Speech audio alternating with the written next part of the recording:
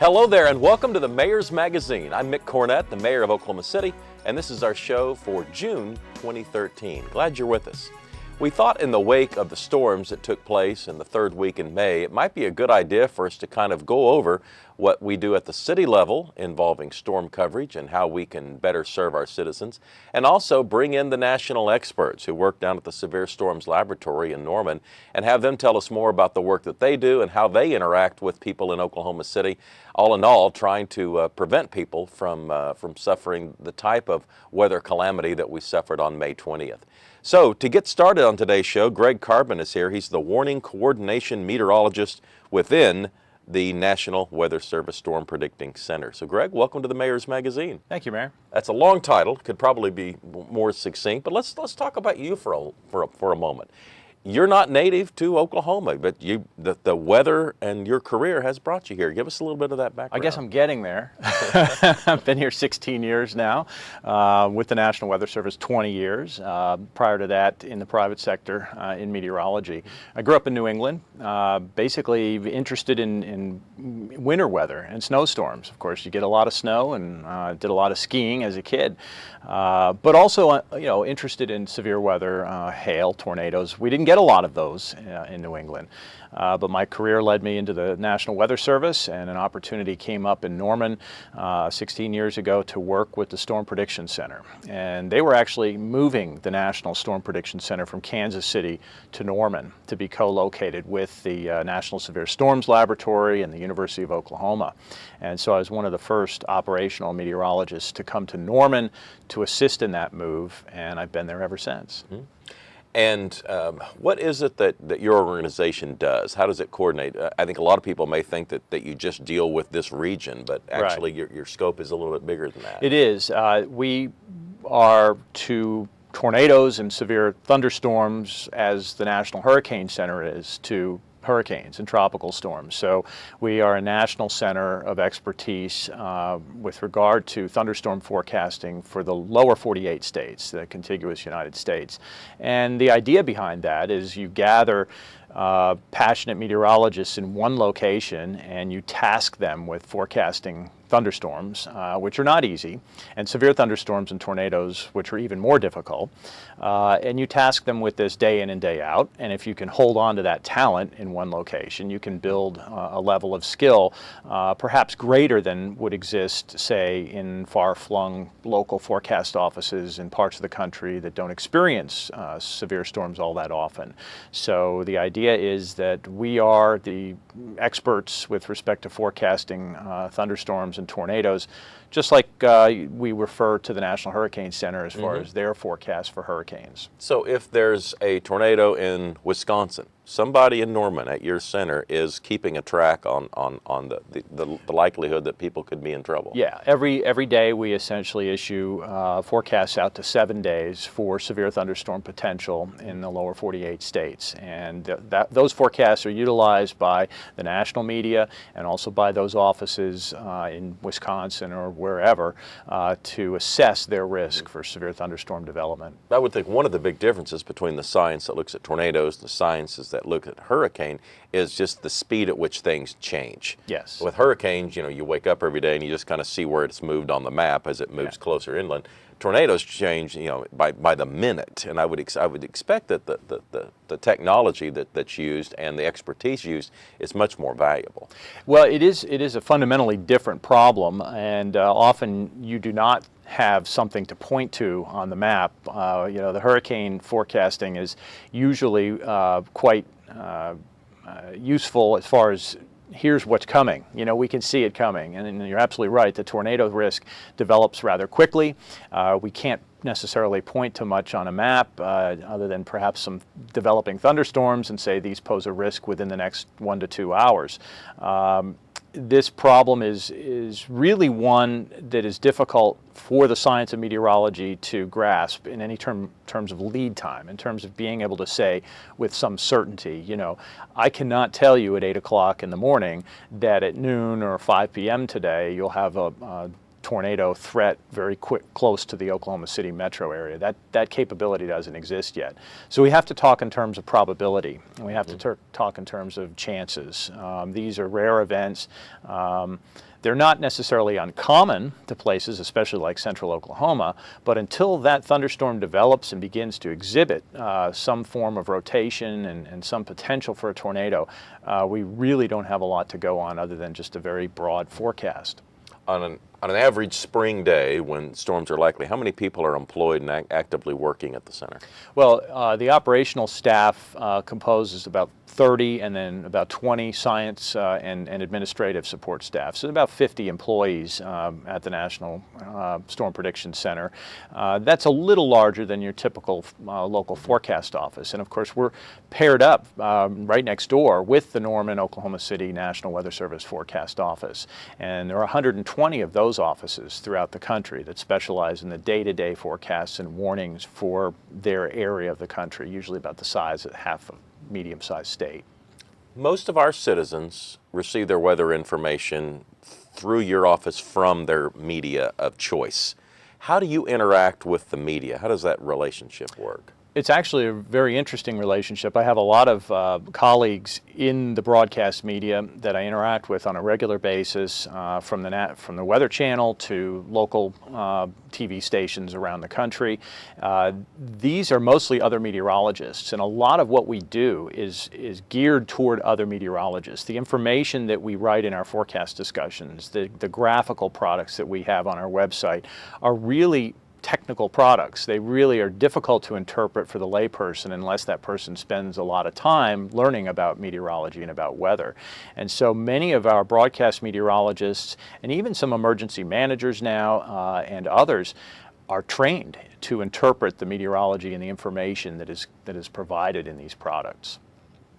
We got to get to a break. We got more though coming with Greg Carbin. He's the warning coordination meteorologist with the National Weather Service Storm Predicting Center down in Norman, and he's telling us more about severe weather in general. When we come back, we're going to talk a little bit more specifically about the horrific tornado that struck Oklahoma City and more back on May 20th. Stay with us. Did you buy the flashlight and the batteries? Yes. Did you make sure we're not missing anything in the first aid kit? Yep. Did you go through the plan with the kids again? Yes. The more you prepare today, the more you'll be able to reduce the devastating effects of a tornado, an earthquake, a power outage, or any other disaster. Get a kit, make a plan, be informed. Visit ready.gov. Welcome back on the Mayor's Magazine. I'm Mick Cornett, the mayor of Oklahoma City, and we're visiting with Greg Carbin with the National Weather Service Storm Prediction Center down in Norman. I want to talk specifically about the May 20th tornado. What did your office see earlier in the day, and how did it develop? Well, we were in the midst of a multi-day severe weather event, a severe weather outbreak essentially across the plains. And we're into May, which is a typical time of year and month that we would expect to see an active pattern. Well, we set up in a very active pattern really starting on that Saturday before the Monday Moore tornado. There were large tornadoes in parts of western Kansas on that day. Much of that activity in open country, thank goodness, not a lot of damage with that. And then Sunday we saw the Edmund tornado and the tornado that hit Shawnee occur late in the day. It's rather unusual to see a pattern repeat like this day in, day after day. So this was the first thing that struck us, is that, you know, this type of repeat activity, very similar area day after day, is not something we see very often. And so Monday dawns, essentially the weather system had not really cleared the air mass out. You could tell when you walked out the door that day, the moist air mass, very warm conditions, and we knew that there was going to be this risk again for tornado or first thunderstorm development and the potential for tornadoes with those thunderstorms late in the afternoon. And we also knew that activity was probably going to occur a little earlier, just the way that the situation was coming together. We wouldn't necessarily need the full heating of the day to initiate storms. And sure enough, it wasn't very long after 2 p.m. we started to see development. Tornado watch was issued for a broad swath of central Oklahoma. And the watch is essentially what the word means, is keep a watch. You know, we expect the conditions in this area, rather large area across the central part of the state of Oklahoma, are favorable for the development of tornadoes. We don't have tornadoes yet, but we are expecting that as storms develop, that potential will increase. And then the next step, obviously, is the tornado warning. And the warning is essentially, this is imminent. This information that we're providing you in the warning means that you need to take immediate action to protect your life and property, because a tornado event is either underway or about ready to occur. So the watch and warning process on this day, I believe, worked very well.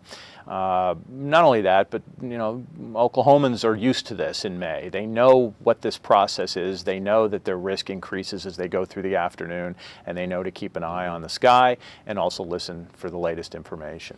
It seemed a little unusual for me for it to happen so early in the day. Was that unusual by tornado standards? Somewhat. I mean, we'd seen the whole nature of this 3-day event was rather unusual, and so the atmosphere had been essentially primed and ready. Often what you see in severe weather events is you need these ingredients to come together, and they may not necessarily be all in place at the beginning of the day, and so you need to bring ingredients together in order to produce the thunderstorms and then produce the tornadoes from those thunderstorms.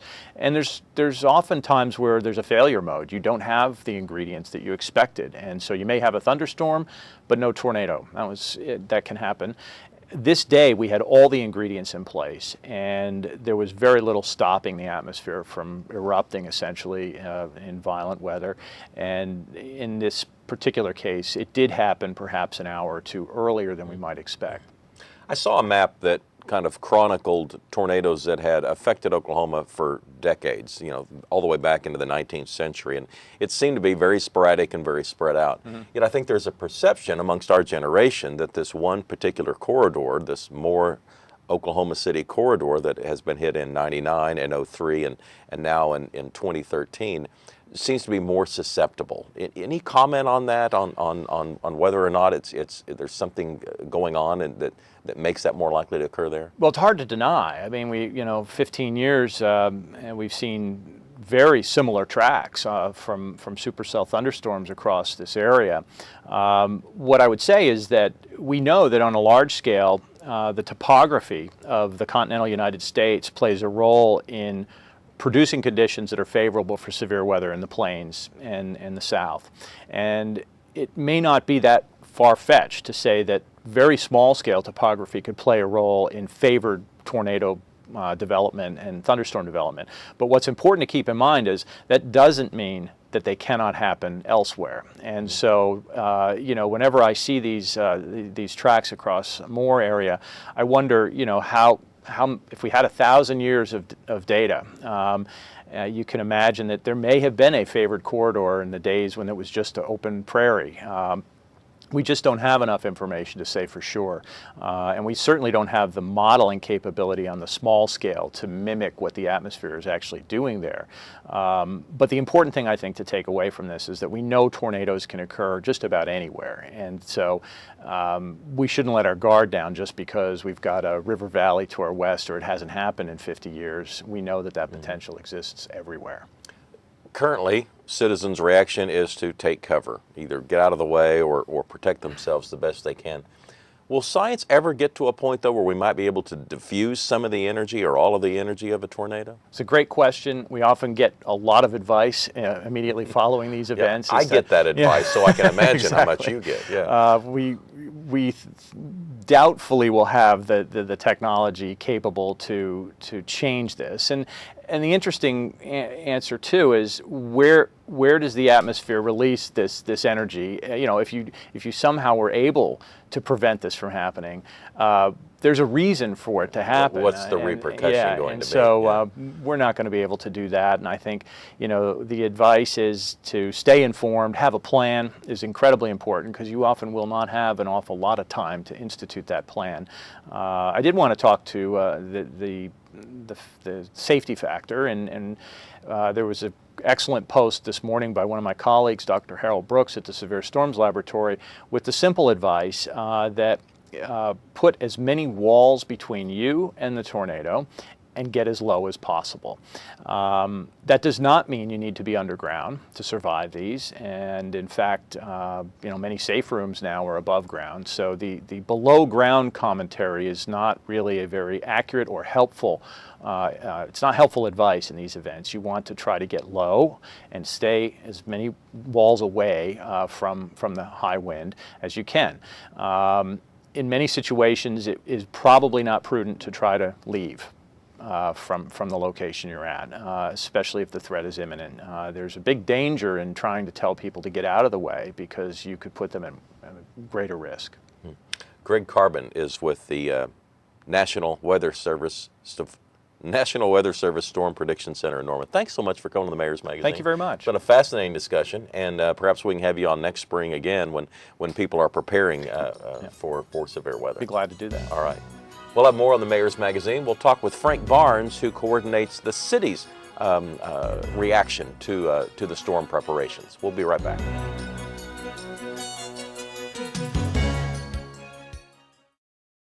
In Oklahoma, the sights and sounds of severe weather are all too familiar. Do you know what to do when you hear an outdoor warning siren? I'm Frank Barnes, Oklahoma City Emergency Manager. In Oklahoma City, the sirens sound to warn you that weather conditions may produce a tornado. That's your signal to take shelter and seek information about where severe weather could strike. And remember, an all-clear signal does not sound.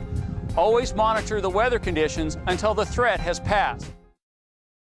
Welcome back to the Mayor's Magazine. I'm Mick Cornett, the Mayor of Oklahoma City, and in this segment we're going to talk to Frank Barnes, who's our Emergency Manager for the City of Oklahoma City. Welcome, Frank. Thank you, sir. Glad to be here. Nice to see you, too. Now, you're not a native Oklahoman. Tell us a little bit about your career track that led you to this position. Before I came to Oklahoma, I worked for the Washoe County Sheriff's Office in Reno, Nevada. I worked there for 20 years. I retired, moved to Oklahoma, started over again with the Oklahoma City Police Department. So I have a total of 34 years in public safety or in law enforcement, and I've spent the last 5.5 years in emergency management and as the city's emergency manager. I'm a certified emergency manager through the International Association of Emergency Managers and a graduate of FEMA's Emergency Management Basic Academy. Well, what constitutes an emergency?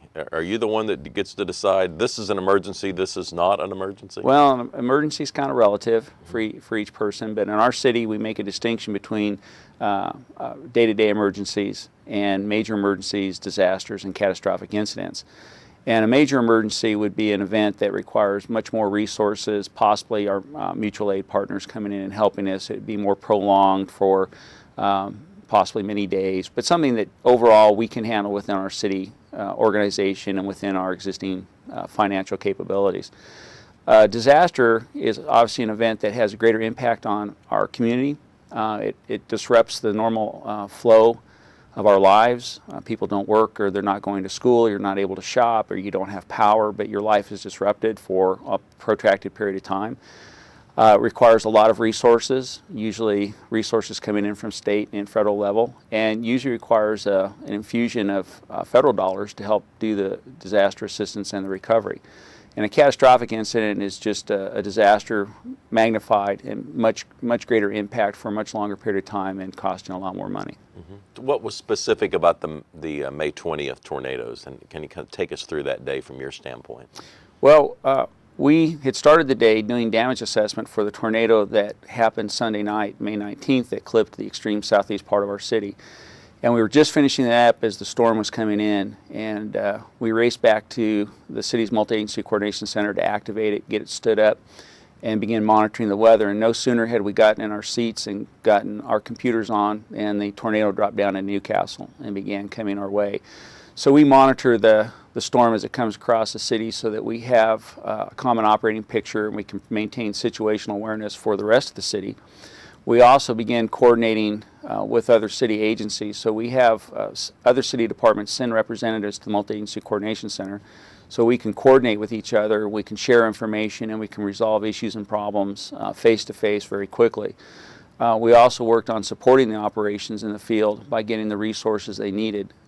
We also began providing assistance to our citizens, including a request to the Red Cross to stand up shelters so that we could provide mass care and sheltering for those people who were displaced, as well as reunification for the families that were scattered so they could come back together.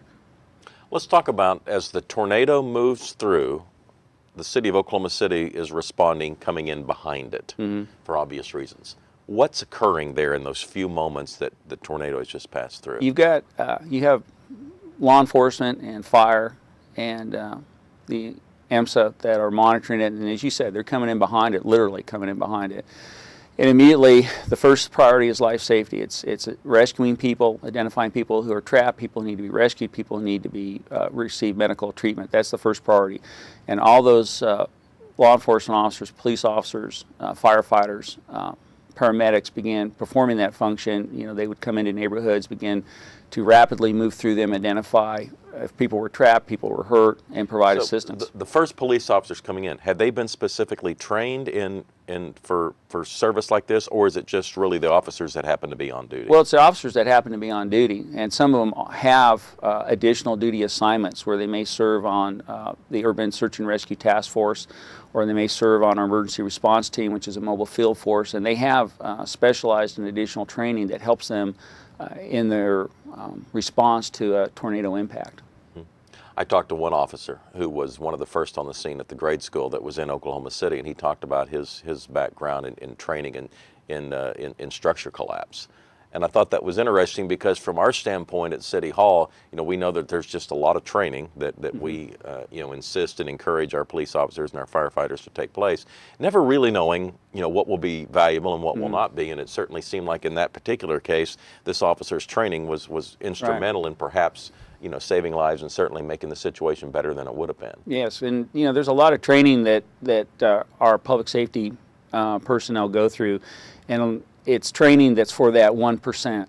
You know, 99% of your career you may never use it, but it's for that 1%, that one day, that it makes a difference and it saves a life. And it's hard sometimes to explain that to people if you're looking at the dollars or the budget. You know, why should we have this training if you're not going to use it 99% of the time? It's that 1% that really matters. It's when you save that one life. Now, some people may look at the fire department and say they put out fires, but really the fire department does many, many more things than that. So can you kind of explain, I think people generally have an idea of what the police would do when they come in on a situation like that. What would the fire department unit be doing that's different from what a police officer would be doing? Well, the fire department comes in and they do the search and rescue function. They will begin to search through the area, search through the rubble. They have personnel who are trained to do that kind of extrication of people that are trapped, and then render emergency medical care until they can be transported to hospital and get further treatment. You know, obviously you're not dealing with fires in a tornado. I know there was one, and that's rare. Generally you're dealing with people that are trapped. So the fire department's performing that search and rescue function, and they don't do it just once. You know, they do it repeatedly till they are satisfied that they've gone through all the debris, all the rubble, and they've accounted for everybody, and they're certain that there's nobody trapped. Some people might be in a safe room that's placed into their garage below grade. Do we have any sort of data that lets us know where those are located? So if someone is in there and the structure's collapsed on top of the door, how can we get them out? Our city has had a storm shelter safe room registry for about 10 years. And we ask our citizens that when you install a safe room or a storm shelter to register it with the city, and it goes into a data set in our geographic information system, which fire and police can pull up on their mobile digital computers in their vehicles. We can pull up those map layers, we can look at them, and we can see which home in this housing addition or which home in this neighborhood has a safe room or shelter, and we know where to go to search. Now, we did receive some people who called from their safe rooms and storm shelters and called 911 and said, "I'm trapped. I need help." And how many people were in that situation? I couldn't tell you. We haven't had a chance to sit down and look at all the data that we have or all the information. But to say, it'd be safe to say we had quite a few. The good news is they were saved by their storm shelter safe room, and because we knew where they were, we were able to go get them and rescue them and get them out of their storm shelter and safe room. To me, visiting the site, it was remarkable that many, many more people weren't seriously injured and more deaths occurred What's your perspective of going in there and seeing the damage? Well, some of the homes that were destroyed, but there were still parts remaining, you still saw that interior room. And as Mr. Carbin talked about, putting as many walls between you. We've seen that time and time again where that interior room that's not connected to the outside, it doesn't have an exterior window, it doesn't have an exterior door, how it survives over and over again, and people are able to survive in that space. Also, you look at the time of the day. It was, as you mentioned, earlier in the afternoon. A lot of people were still at work. A lot of people were gone from their neighborhoods, and I think that contributed to a lower death toll and injury rate because people were not at home, they were at work. The coordination between the cities has to occur somehow, and these aren't relationships you can build during the middle of a tornado. What do we do as a city and as a region to try and coordinate on the front end so that these relationships are in place when the event occurs? Well, for the police department, I know that they have the metro chiefs that meet so that the police chiefs in the metropolitan area can get together and build relationships. We have metro fire chiefs where you got, again, the metropolitan fire chiefs are getting together. They're communicating, sharing information. At the emergency management level, we have the Central Oklahoma Emergency Management Association that we meet every month, and we build relationships, get to know each other. But another way of building relationships is through planning and exercising. When you go to put a plan together and you involve the right stakeholders, just that process of planning, you get to know each other, you build relationships, you get to know somebody. It's the same thing with exercises. If we do disaster or emergency preparedness exercises and we involve other agencies, again, you begin to build those relationships, you get to know people in advance. So the planning, the training, and the exercising, especially when it's multi-agency, multi-jurisdictional, helps build those relationships in advance. Who makes the decision on additional law enforcement people are going to be needed? Who makes the decision to call out a new unit or accept aid from another municipality? The incident commander has to determine what resources he or she needs, and if they need more resources, then they make that request for that mutual aid. One of the challenges in any disaster is you have some people who will self-deploy and they show up on the scene, and you have to figure out how to integrate them in your operation, and that's kind of the nature of Oklahomans, to respond to where the need is. And others that maybe are further away will wait until they're called. But the incident commander has to determine what resource needs they have, and if we can't meet them locally, then we make a request through the state EOC for additional resources. Once the storm's gone through, once the area has been secured, once the ambulances have done their work, the cleanup, the dealing with the citizens and their insurance companies and all of that, and Public Works getting out and clearing the streets so vehicles can get through.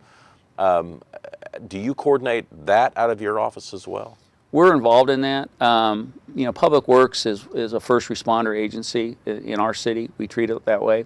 And they know what their role is, to come in and clear the debris and open up the streets and get that done. That just happens automatically, just like the police and firemen when they respond to do their job. But as we start getting into the recovery, our office works with FEMA and with the State Department of Emergency Management, as well as our private nonprofits, to coordinate the delivery of disaster assistance. Our office works with FEMA on the public assistance, which is how the city gets reimbursed for its costs. And in that public assistance, that includes debris removal. So we coordinate, right now we're currently coordinating the debris removal process. We have Public Works, Utilities Department, Development Services are some of the city departments that have a piece in this process, and we help coordinate that, and then we provide the interface between us and FEMA to expedite that process so we can get the debris cleaned up and get us to start rebuilding. Well, Frank, thanks for your work and thanks for being on the Mayor's Magazine. Thank you for having me on your show. Appreciate it. And that's going to do it for this month's show. We'll see you next month with another edition of the Mayor's Magazine.